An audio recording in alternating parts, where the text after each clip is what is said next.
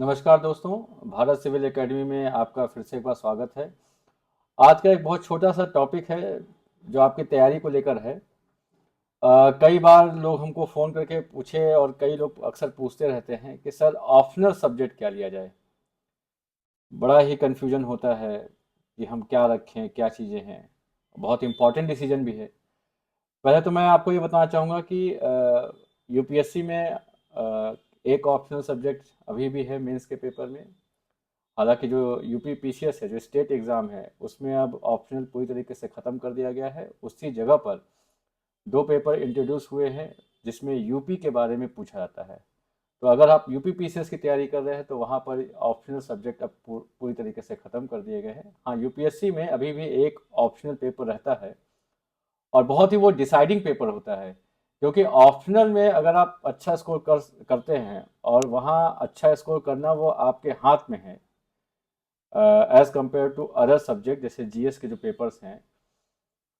तो ऑप्शनल वहाँ पे बहुत ही इम्पोर्टेंट रोल प्ले करता है आपको सिलेक्शन दिलाने में या आपकी रैंकिंग को इम्प्रूव करने में। तो ये बहुत ही इम्पोर्टेंट डिसीजन रहता है जब हम तैयारी करते हैं।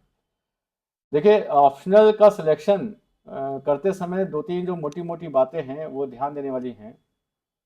एक पहली बात यह है कि इसको प्रॉपर रिसर्च करिए कि आपका जो ऑप्शनल ले रहे हैं उसके लिए आपके पास मार्केट में रेलेवेंट स्टडी मटेरियल अवेलेबल कितना है।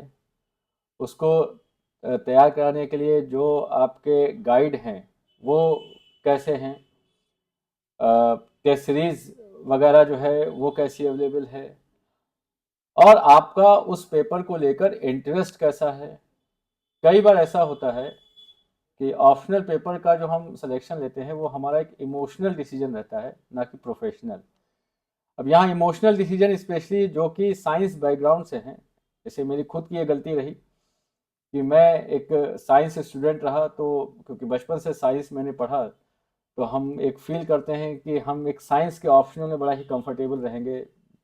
बट ये थोड़ा सा एक इमोशनल डिसीजन रहता है, लेकिन इसमें अगर आप एक साइंस ऑप्शनल लेते हैं तो ये आपका एक ऑप्शनल जो है वो कई जगह यूज़ नहीं हो पाता है एज़ कम्पेयर टू ह्यूमैनिटी के जो ऑप्शनल सब्जेक्ट हैं।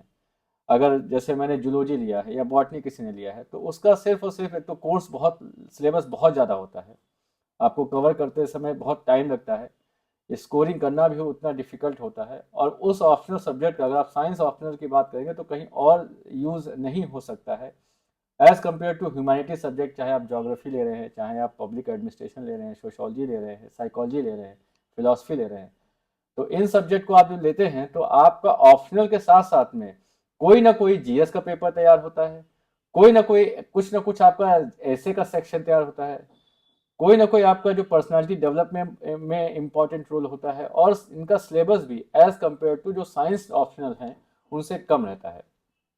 तो पहला तो ये प्रेफरेंस रहता है कि साइंस ऑप्शनल को अवॉइड किया जाए और जो ह्यूमैनिटीज़ हैं उनको ही ऑप्ट किया जाए।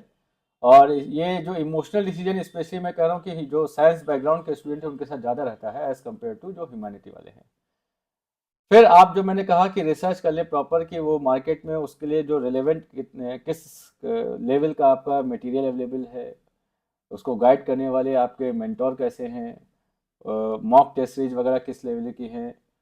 और आप पहले जो है खुद के इंटरेस्ट को जानिए कि आप किस में कंफर्टेबल फील कर रहे हैं, क्योंकि ये एक ऐसा पेपर है जहाँ पे अगर आप कंफर्टेबल, कई बार होता है हम भेड़ चाल की तरीके से चलते हैं कि सब लोग पब्लिक एडमिनिस्ट्रेशन ले रहे तो मैं भी ले लेता हूँ, सब लोग साइकोलॉजी ले रहे तो मैं भी ले रहा हूँ, या किसी पर्टिकुलर ईयर किसी सब्जेक्ट का अच्छा रिजल्ट चला गया, फॉर एग्जाम्पल किसी साल फिलोसफी वाले स्टूडेंट का अच्छा रिजल्ट चला गया या साइकोलॉजी वाले स्टूडेंट का अच्छा रिजल्ट चला गया, तो क्या होता है कि उस साल जो है मैक्सिमम लड़के ये सोचते हैं कि हाँ ये ऑप्शनल से ज़्यादा लोग सेलेक्ट हो रहे हैं। ऐसा कुछ नहीं है।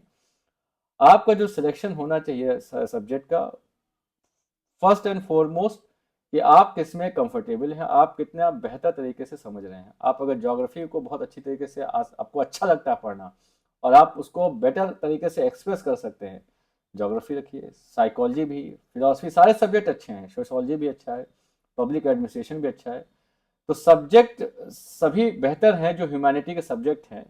बट आप कितना बेहतर उस सब्जेक्ट को समझ रहे हैं, कितनी बेहतर ढंग से उसको आप एक्सप्रेस कर सकते हैं, और मार्केट में उसके लिए कितना रेलेवेंट स्टडी मटेरियल या मेंटोर हैं, ये इम्पॉर्टेंट रोल प्ले करता है जब आप एक ऑप्शनल सब्जेक्ट चूज करते हैं। मेरा सजेशन यही रहेगा कि आप 2-3 सब्जेक्ट जैसे माइंड में हमेशा चलते रहते हैं कि मैं ये लूँ, ये लूँ, ये लूँ। आप जीएस के पेपर्स को पढ़िए, उससे थोड़ा-सा आपको एक फ़ील आता है कि हाँ, मैं ये सब्जेक्ट चाहता भी था लेने के लिए, और इस सब्जेक्ट में से मुझे इस पेपर के अंडरस्टैंडिंग बहुत अच्छी है, मुझे इंटरेस्ट आ रहा है। तो उसी पेपर को लीजिए। आप अगर आप बेहतर सब्जेक्ट को समझ रहे हैं और बेहतर जो समझे हुए हैं उसको ऑन पेपर रिप्रोड्यूस कर सकते हैं, तो हर सब्जेक्ट में सिलेक्शन अच्छा होता है। लड़के हर साल हर सब्जेक्ट से किसी ना किसी सब्जेक्ट से नंबर 1 रैंक भी लेके आते हैं, चाहे वो पॉलिटिकल साइंस हो, चाहे वो आपका सोशोलॉजी हो, चाहे आपका साइकोलॉजी हो, चाहे आपका पब्लिक एडमिनिस्ट्रेशन हो। बट फिर भी अगर आप इंसिस्ट करते हैं कि 2-4 अच्छे सब्जेक्ट बता दीजिए, तो जो इस अच्छे इन द सेंस जिनसे जो है रिजल्ट बहुत आते हैं। रिजल्ट इसलिए भी आते हैं क्योंकि नंबर ऑफ कैंडिडेट भी ज़्यादा होते हैं इन पेपर्स को लेने वाले, जैसे पब्लिक एडमिनिस्ट्रेशन हो गया आपका, पॉलिटिकल साइंस हो गया आपका, ज्योग्राफी हो गया। ये सब कुछ सब्जेक्ट ऐसे हैं जो वेल नोन सब्जेक्ट है और अक्सर लोग लेते हैं। तो इसीलिए इन पेपर्स, इन ऑप्शनल के साथ में सिलेक्शन, नंबर ऑफ सिलेक्शन भी ज़्यादा होता है। आप देखेंगे हालांकि परसेंटेज कम होता है क्योंकि नंबर ऑफ कैंडिडेट ज़्यादा होते हैं इन सब्जेक्ट को लेने वाले, तो परसेंटेज इनका कम रहेगा, लेकिन नंबर ऑफ कैंडिडेट जो है जो सिलेक्ट हो रहे हैं वो ज़्यादा रहता है।